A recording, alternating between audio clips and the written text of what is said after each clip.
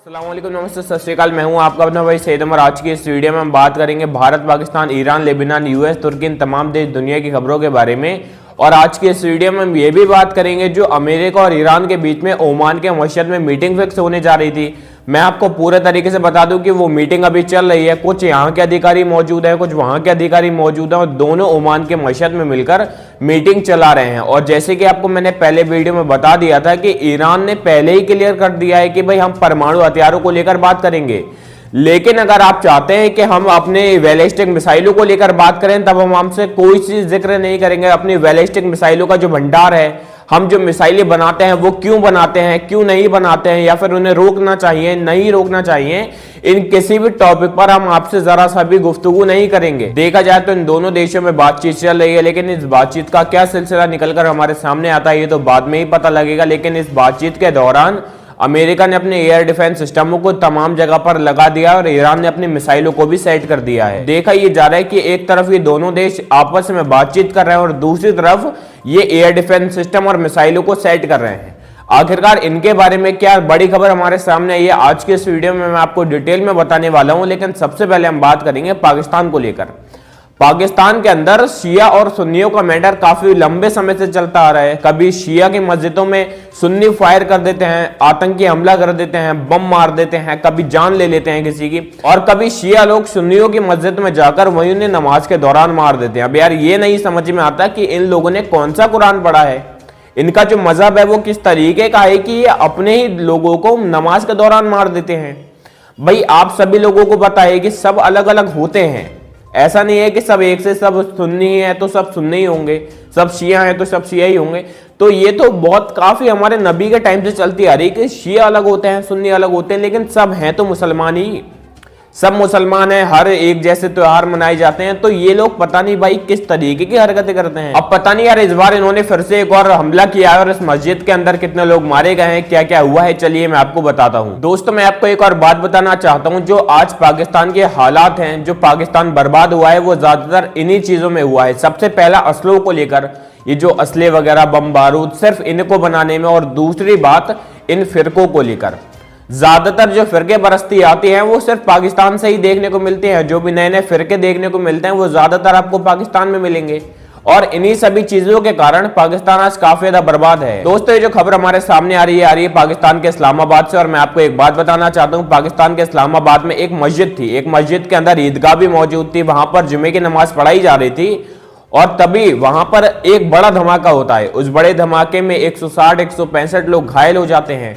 अभी जो घायलों की संख्या है वो काफी ज्यादा बढ़ने को देखने को मिलेगी। और लेकिन मैं आपको अभी बता दे रहा हूं कि हमारे सामने रिपोर्ट क्या आ रही है, 35-40 लोग फौरन हैंड टू हैंड वहां पर मार दिए गए हैं, मर चुके हैं। और बताया ये जा रहा है जो शख्स था ये अपने ऊपर बम फिट करके उस नमाज के अंदर घुस जाता है। और ज्यादातर यही देखने को मिलता है कि सुन्नी शिया की मस्जिद में जाकर आत्मघाती बनकर अपने आप को वहां ब्लास्ट कर लेते हैं और तमाम लोगों की मौत हो जाती है। और मैं बस इतना पूछना चाहता हूं यार, ये किस तरीके का इस्लाम है? आप कौन से दीन धर्म को मान रहे हो कि आप अपने ही लोगों की जान ले लेते हो और आपको जरा सा अफसोस नहीं होता है? और अगर आपको उनकी जान का अफसोस नहीं होता तो क्या आपको अपनी जान का अफसोस नहीं होता? आप क्या सोचते हो कि ऐसे मर जाने से क्या आपको जन्नत मिल जाएगी? क्या आपको कोई ऐसा पुरस्कार मिल जाएगा जिससे कि भाई आपने बहुत अच्छा काम कर दिया, तमाम लोगों की जान ले ली, अपने ही मजहब वालों की? ये वो लोग होते हैं जो मस्जिद को अल्लाह का घर बताते हैं और उसे अल्लाह के घर में जाकर अपने आप को मार देते हैं, वहां पर ब्लास्ट कर देते हैं, उसी अल्लाह के घर के अंदर नुकसान पहुंचाते हैं, तमाम लोगों की जान लेते हैं। और ये लोग ये क्या सोचते हैं पता है? ये लोग ये सोचते हैं कि इतना बढ़िया काम करने से इनको जन्नत मिल जाएगी, इनको हूर मिल जाएंगी। तो मैं आपको बता दूं इनका कुछ नहीं होता, इनका सिर्फ ब्रेन वॉश किया जाता है। इनको जो लीडर होते हैं वो इन्हें ऐसी पढ़ाई सिखा देते हैं कि जिसके बाद में इनको कुछ समझ में नहीं आता। इन्हें सिर्फ दिखता है तो जन्नत जन्नत ही दिख रही है भाई इनको। बहुत सारे लोगों को पैसों का लालच दिया जाता है, बहुत सारे लोगों को जन्नत का लालच दिया जाता है। ऐसे लोगों को आतंकवादी बनाकर इन्होंने एक बार 26/11 के मुंबई अटैक में ही भेजा था, जिसमें आपको पता होगा अजमल कसाब जैसे लोग थे। पाकिस्तान के अंदर शिया सुन्नी का मैटर चल रहा है। मिडिल ईस्ट के अंदर आज तक ये देखा जाता था कि शिया सुन्नी का मैटर बहुत ज्यादा था, शिया सुन्नी अलग अलग रहते थे। लेकिन आज के वक्त में देखा जाए तो ईरान सभी तमाम देशों से दोस्ती का हाथ बढ़ाता है, और एक तरफ ईरान से अमेरिका और यहूदी इजराइल यानी कि जो है अब लड़ाई करना चाहते हैं। फिलहाल ये जो खबर थी इसके अंदर यही बताया जा रहा था कि आत्मघाती एक व्यक्ति आकर मस्जिद के अंदर अपने आप को ब्लास्ट कर लेता है, शिया की मस्जिद के अंदर आकर अपने आप को मार देता है, और तमाम लोगों की जान भी उसमें चली जाती है। फिलहाल मैं आपको एक बात बताना चाहता हूं, जो पाकिस्तान आज इतना पीछे है, करेंसी उसकी इतने ज्यादा डाउन है, दुनिया भर का कर्जा उसके ऊपर हो चुका है, लोगों के पास में खाने को पैसा नहीं है, उसका जो मेन रीजन है वो यही है। पाकिस्तान अपने आप को एक इस्लामिक देश कहता है, लेकिन उसके अंदर इस्लाम को कितना ज्यादा फॉलो किया जाता है, ये सब न्यूज देखकर आपको समझ में आ गया होगा। और मैं इतना बोलना चाहूंगा कि यार अगर ऐसे इस्लामिक देश होते हैं तो भाई बेकार है, फिर इन जैसे इस्लामिक देश तो ना ही हो, बेहतर है भाई। इससे अच्छा ईरान को देख लो, ईरान के अंदर सब कुछ अच्छा फॉलो किया जाता है। आप लोगों ने शायद सोशल मीडिया पर देखा होगा कि पाकिस्तान के अंदर बड़े बड़ी लंबी लंबी दाढ़ी वाले शख्स बैठे होते हैं, जुब्बे कुर्ते पजामे, तमाम औरतें, छोटी छोटी बच्चियां, और उनके साथ में शादी का जो घर होता है, शादी के माहौल में उन सभी लोगों के सामने लड़कियां नाच रही होती हैं, उन बुजुर्गों के सामने, उन बच्चियों के सामने, उन माओं के सामने, बहनों के सामने, और वो बुजुर्ग बैठकर देख रहे होते हैं नाच को। तो यार ऐसा इस्लाम तो हमने कभी नहीं सुना कि ऐसा इस्लाम कहां पर है। वो तो अल्लाह का ये शुक्र है कि इंडिया के अंदर कुछ भी ऐसी चीजें होती नहीं है, क्योंकि वरना अगर इंडिया के अंदर भी ये सारी हरकतें शुरू हो जाए ना तो इंडिया भी थोड़ा बहुत पीछे चला जाएगा। अब मैं इंडिया पाकिस्तान की बात करके आपको कोई गोदी मीडिया की तरह लग रहा हूँ, हो सकता है कि आपको लग रहा हूँ, लेकिन जो सच्चाई है, जो असलियत है, मैं आपको वो बताने की कोशिश कर रहा हूँ। पाकिस्तान को एक इस्लामिक देश है ना, ये सबसे बड़ी बेवकूफ़ी है शायद मेरी नज़रों में, तो हाँ बिल्कुल ही बेवकूफ़ी है, क्योंकि इसके अंदर कोई भी एक ऐसा रूल नहीं है भाई जो इस्लाम को अकॉर्डिंग फॉलो किया जाता हो, इस्लाम के अकॉर्डिंग वो मानते हो।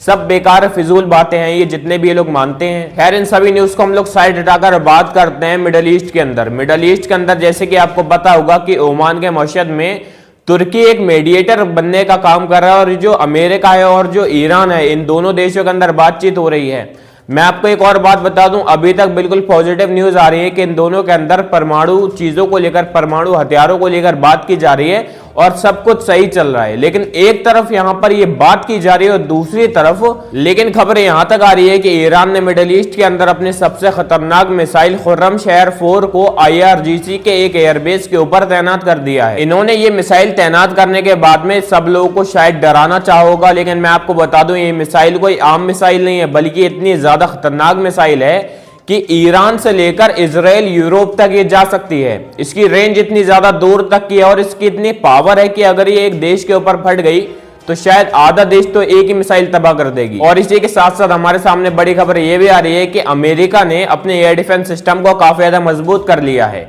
जो अमेरिका का एक एयर डिफेंस सिस्टम है उसने इसलिए मजबूत किया है क्योंकि वो भी ये जानता है कि ईरान के पास में मिसाइलें बहुत ज्यादा हैं। अगर ऐसा हो गया कि ईरान ने तड़ातड़ मिसाइलों का हमारे पर बरसात कर दी, तब हमारे पास इतना एयर डिफेंस सिस्टम होना चाहिए कि हम उन सभी मिसाइलों को ऊपर ही आसमान में खत्म कर सकें। खैर हम यहाँ पर अब बात करते हैं मिडिल ईस्ट के एक बड़े चालाक शख्स के बारे में, जो कि है बेंजामिन नेतन्याहू, जो कि इजराइल के प्रेसिडेंट हैं। मैं इनके बारे में आपको बता दूं, अगर कोई ऐसा देश है जो अमेरिका का सहारा लेकर अपने आप को काफी ज्यादा ताकतवर समझता है तो वो यही है, वो यही शख्स है, वो इन्हीं का देश है इजराइल, जो कि अपने आप को अमेरिका का सहारा लेकर काफी ज्यादा पावरफुल समझता है। और ये इनका काम क्या रहता है, इन्होंने आजकल क्या किया है कि इनकी एक मीटिंग चल रही थी कुछ देशों के साथ में, और उस मीटिंग के दौरान ये चाहते हैं कि बेंजामिन नेतन्याहू ने ये बोला कि मिस्र के अंदर जो उनकी सेना है उनकी ताकत बढ़ रही है। मैं आपको बताता चलूं, बेंजामिन नेतन्याहू एक ऐसे शख्स हैं जो तमाम देशों के ऊपर नजर रखते हैं कि कौन से देश की ताकत कितनी ज्यादा बढ़ चुकी है। उन्होंने ये बोला कि हमारे साथ में, इनके साथ में मिस्र और इजराइल में काफी अच्छे संबंध हैं, इनके और हमारे बीच में एक तरीके का समझौता चल रहा है, लेकिन फिर भी हमें इनके ऊपर नजर रखनी होगी, कहीं ऐसा ना हो